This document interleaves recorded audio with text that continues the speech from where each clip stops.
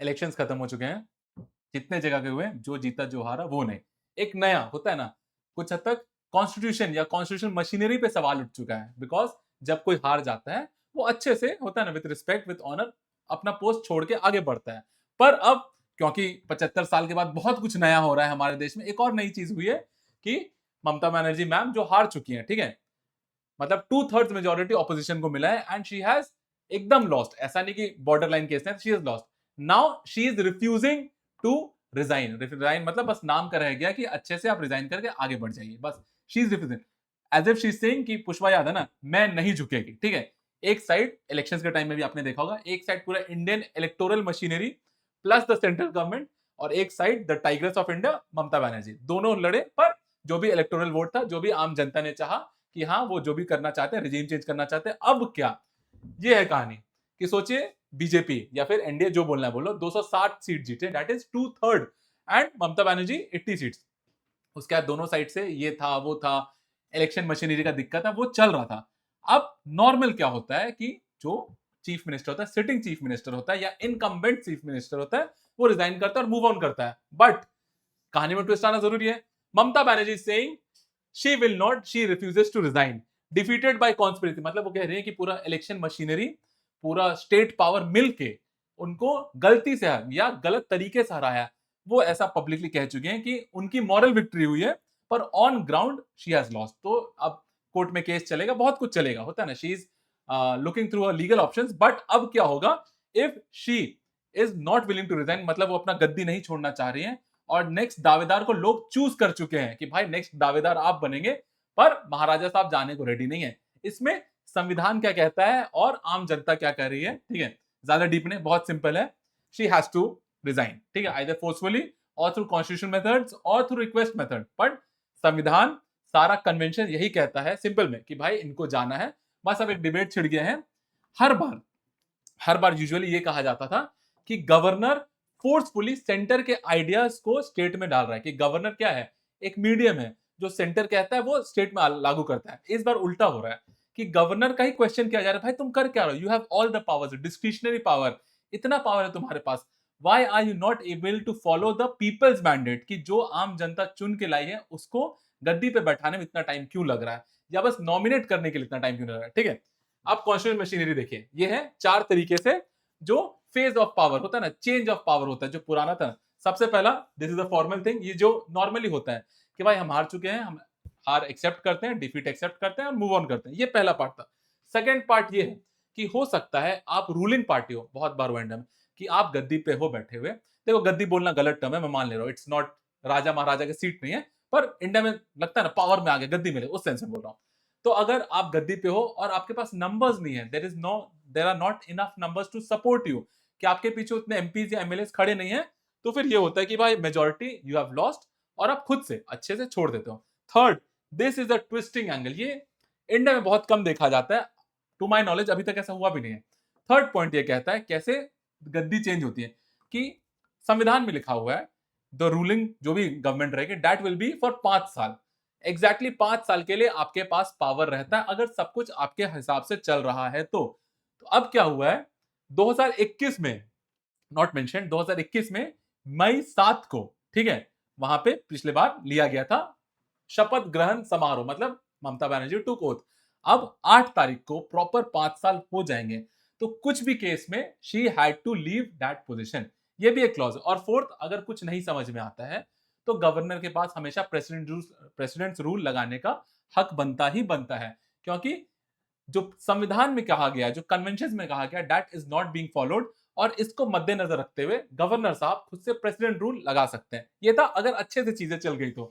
अब समझिए, मेन है एक शब्द होता है ना, एक पेज फंस रहा है कि गवर्नर, अभी से जितना बार भी सुप्रीम कोर्ट या हाई कोर्ट ने ना गवर्नर के खिलाफ जब रूलिंग दिया था ना, तो यही कहना चाह रहे थे कि भाई गवर्नर, आपके पास जो पावर्स है ना बहुत ज्यादा लिमिटेड है, बहुत ज्यादा डिस्क्रिशनरी है, और आप हर वक्त उसको यूज नहीं कर सकते। अभी तक के जजमेंट में यही आता था कि you are just a mediator of the centre.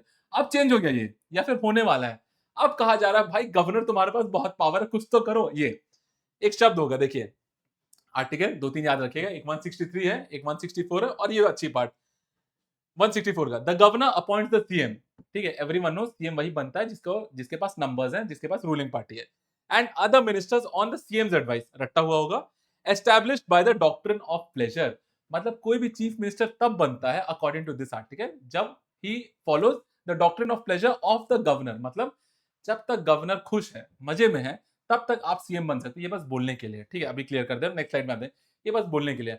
Doctrine of pleasure का मतलब है जब तक किसी सीएम के पास नंबर्स है, he can prove majority on the floor of the house, not any other place। या फिर कभी बहुत बार ऐसा हुआ है कि गवर्नर के रेसिडेंस पे भी काउंटिंग हो जाता है, तो no, it has been clearly said कि कहीं और नहीं होगा except on the floor of the house. तो तब if you have the numbers you have the pleasure of the governor. Second ये बताता है गवर्नर मस्ट एक्ट, पहले गवर्नर सीएम को अपॉइंट करेगा, फिर सीएम और कैबिनेट की बातें गवर्नर सुनेगा। The governor must act on the advice of council of ministers. ये बाइंडिंग है। अभी तक कहा ना, यही कहा जा रहा था कि गवर्नर साहब के पास बहुत कम पावर है, डिस्क्रिशनरी पावर बहुत कम है। अब कहा जा रहा है भाई जो पावर है ना उसको यूज करो। देखिए आजा, हाँ, रियलिटी चेक किया, ये डिस्कस किया। The doctrine of pleasure says everything is a numbers game. बस लिटरल रीडिंग का मतलब होता है मानना मानना, पर नहीं, एक्चुअल मतलब है conscious limited. Pleasure is interesting link, मतलब कुछ ज्यादा अच्छे से घुसा हुआ है to the majority support of the legislative assembly. Example होता ना, हाइपोथेटिकली सोच लिया, अगर ममता दीदी या TMC had one the number of seats तो गवर्नर साहब को उनकी बात माननी ही माननी पड़ती, there was no other option. But अब because they don't have the number, governor को उनकी बात मानना जरूरी नहीं है, यही बोला जा रहा है। Actual power exist only as long as CM या फिर ममता दीदी एंजॉयज मेजॉरिटी सपोर्ट। अब पहली स्लाइड में देखा हम लोग, 2/3 जो मेजॉरिटी सपोर्ट है वो ऑपोजिशन को या अब वहां के रूलिंग पार्टी को मिल चुकी है। इसमें एक और कॉन्सेप्ट आता है ये वाला कि हमने ये जो पूरा कॉन्सेप्ट उठाया गवर्नर ने लिया कहां से, तो पॉलिटिकल स्टूडेंट होंगे आप। गवर्नमेंट ऑफ इंडिया 1935 सेक्शन 93, बस एक फैक्चुअल डेटा है कि अगर गलती से किसी एग्जाम में आ गया तो 1935 से हमने सेम चीज लिया है, इंपोर्टेड, और कुछ हद तक इट हैड बीन वर्किंग। पर like we have got a very evolving country, evolving situation, तो हमारा संविधान को भी ऐसे इवॉल्व करना है। अभी तक कभी ऐसा सिचुएशन नहीं आया था जो सीएम को बोलना पड़ा था भाई आई विल नॉट रिजाइन, मैं नहीं जाऊंगी। अब ऐसा कुछ आ गया तो शायद फ्यूचर में इसके लिए भी प्रोविजंस या कन्वेंशन बने, अभी तक ऐसा नहीं है। अब समझिए उल्टा होता था अभी तक कि देयर वाज पर्सनल डिसलाइक था, जैसे गवर्नर को चीफ मिनिस्टर नहीं पसंद होते थे। बस इतना सोच के देखिए, अगर सेंटर में कोई और पार्टी है और स्टेट में कोई और पार्टी है तो नापसंद करने के रीजन खोजा जाता था, ठीक है, पॉलिटिकल प्रेशर डाला जाता था, सिंपल सब्जेक्टिव ओपिनियन होता था, बहुत कुछ होता था। बहुत बार गवर्नर ने स्टेट्स में प्रेसिडेंट रूल लगा दिया था क्योंकि उनका मन कर रहा था। उसके बाद बहुत सारे जजमेंट आए, जुडिशियल रिव्यू, बहुत कुछ आया। ये था तब जब चीफ मिनिस्टर के पास पावर था, नंबर्स था, तब गवर्नर पंगा लेता था। अब उल्टा हो चुका है, अब इनके पास चीफ मिनिस्टर के पास नंबर्स नहीं है बट स्टिल गवर्नर कुछ नहीं कर पा रहे। ये नया कुछ चल रहा है। इस स्लाइड में वही बताया गया कि इनसाइड जो भी है। अब देखिए दो तीन केसेस हैं, बहुत सारे केसेस है, पर दो तीन केसेस में गवर्नर का रोल स्पेसिफिकली बोला गया है, ठीक है, because if someone is not willing to give out the post तो you can't try military, you can't try police, हमें कॉन्स्टिट्यूशनल मेथड्स चूज करने हैं, ठीक है।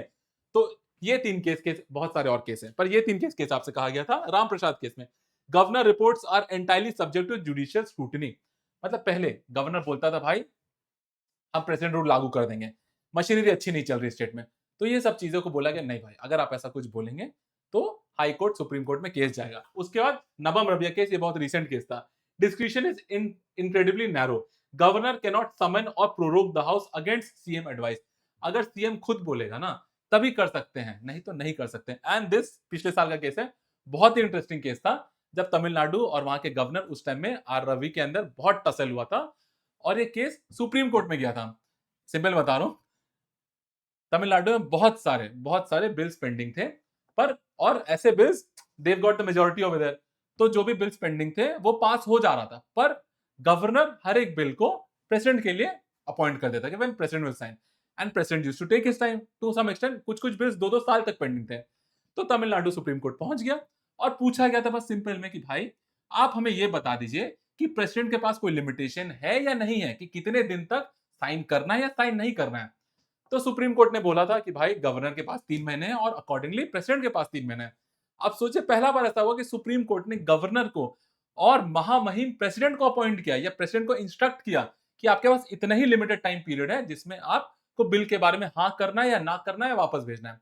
इसमें नया क्लॉज आ गया कि अब प्रेसिडेंट ने 14 क्वेश्चंस पूछ दिए सुप्रीम कोर्ट से और 14 क्वेश्चंस घूम फिर के एक ही चीज पूछ रहे थे कि अब आप हमें बताएंगे हमें क्या करना है। उसके बाद एक कॉन्स्टिट्यूशनल बेंच बैठा, सिंपल सिंपल गवर्नर पर कुछ रिस्ट्रिक्शंस किए गए, पर प्रेसिडेंट से सारे रिस्ट्रिक्शंस हटा गए। देख लीजिएगा, यही थी कहानी। दो चीजें और आती हैं। ये मैकेनिज्म क्या है? Council of ministers are responsible to the people, but now when the people have decided to change the council of ministers, जो बड़े लोग हैं एमएलए एमपीज, वो लोकसभा को रिस्पॉन्सिबल है। लोकसभा आम जनता को रिस्पॉन्सिबल, इसी को बोलते हैं पार्लियामेंट्री फॉर्म ऑफ गवर्नमेंट या डेमोक्रेसी। पर अगर डेमोक्रेसी में आम आदमी ने, वी द पीपल ने किसी और को चूज कर लिया, तब क्या किया जाएगा? वही बताया गया यहाँ लास्ट। गवर्नर के बारे में बोला जाता था अभी तक कि it is a bridge between centre and state. Usually अभी तक ये माना जाता था कि it is not a bridge, it is like a pin hole. देखिए कि सेंटर पूरा प्रेशर ना किस फॉर्म में, सेंटर अगर स्टेट को कंट्रोल करना चाहता है तो किस फॉर्म में कंट्रोल कर सकता है, या किस वेपन को यूज कर सकता है, या कौन सा माध्यम को यूज करता है, वो था अभी तक गवर्नर। ठीक है, इसी को मद्दे रखते रहते हैं। अभी गवर्नर पे सवाल ज्यादा उठ रहा है कि गवर्नर का रोल क्या है, because it is the governor who appoints the chief minister, right? बस इतना ही है। अब लास्ट कॉन्स्टिट्यूशन कन्वेंशन क्या था, यही देख लीजिए कि एथिकल क्वेश्चन क्या है और अंबेडकर डॉक्टर है। एथिकल क्वेश्चन यही है, लीडर को मॉरल ऑब्लिगेशन होता है। अगर आप क्रिकेट समझते हैं ना, या कोई भी स्पोर्ट्स समझते हैं, तो कहा जाता है हर एक स्पोर्ट्समैन का एक हाई आता है, उस हाई में ही ना स्पोर्ट्समैन को वो गेम छोड़ देना चाहिए, जस्ट टू बी रिमेंबर्ड कि भाई when he left the game it was at his high. आप सोचिए आप हाई पे हैं और फिर एक टाइम बहुत गिरे, तो जो आपकी अच्छी मेमोरी रहती है ना, वो लोग भूल जाते हैं। तो मॉरल ऑब्लिगेशन, एथिकल क्वेश्चन यही कहता है कि when the people have shown the mandate, जब लोगों ने किसी और को चूज कर दिया, तो आप इज्जत से, सम्मान से उस गद्दी को छोड़ दीजिए, और हो सकता है तो अगले बार फिर से लड़ लीजिएगा। There is no other option, यही बोला जा रहा है। ठीक है, लीगल स्ट्रिक्ट में है कॉन्स्टिट्यूशन। ये बस कुछ वो है कि दो कमीशन है, सरकारी कमीशन और पुंछी कमीशन, जिसने कहा था कि ये सब अवॉइड अगर करना है तो गवर्नर कैसा होना चाहिए। तो he has said detach figure. Detach figure का मतलब कोई ज्यादा, बहुत ज्यादा पॉलिटिकली एक्टिव फिगर नहीं होना चाहिए, कोई ऐसा फिगर जो सीधा साधा हो, जिसको उतना पॉलिटिक्स में इंटरेस्ट ना हो, पर कॉन्स्टिट्यूशन मोरालिटी में बिलीव करता है, मतलब संविधान में डीप रूटेड इंटरेस्ट होना चाहिए। और सेकंड यही कहा था कि लोकलाइज्ड इमरजेंसीज होना चाहिए, कि आम आदमी के लोग होना चाहिए, जरूरी नहीं कि सेम पार्टी का हो, अलग पार्टी का भी हो सकता है, यही सब बोला गया था। ठीक है, this is the main thing. पढ़िए, अल्टीमेट गोल ऑफ लेजिस्लेचर क्या है। ठीक है, why did we make a parliamentary form of system या Westminster form of government? Because we believed in democracy. Democracy का सिंपल मतलब होता है we the people, by the people, for the people. ठीक है, when the people have chosen to select somebody else, normally ये होता है कि अगर कोई 10-15 साल से एक जगह रूलिंग पार्टी में है, तो कहा जाता है लोग परेशान हो जाते हैं, या कुछ नहीं तो लोग बोर हो जाते हैं, कि पीपल इन जनरल हमेशा चेंज चाहते हैं। आप एक, मतलब बोलने के लिए बहुत खराब होगा कि आप कुछ एक खाना खा के भी थक जाते हो, राइट? तो आपको चेंज चाहिए होता है। सोचिए आप तीन, मतलब लगभग 1.5 दशक, 15 साल से एक ही गवर्नमेंट के अंदर है, तो पीपल यूजुअली, ऐसा देखा जाता है, कोई कंपल्शन नहीं कि लोग दूसरा सरकार को चूज कर लेते हैं। पर अगर ऐसा होता है तो the main power is with the people, and people if they choose someone else, तो फिर the ruling regime should leave. इतनी थी आज की कहानी। ठीक है, थैंक यू।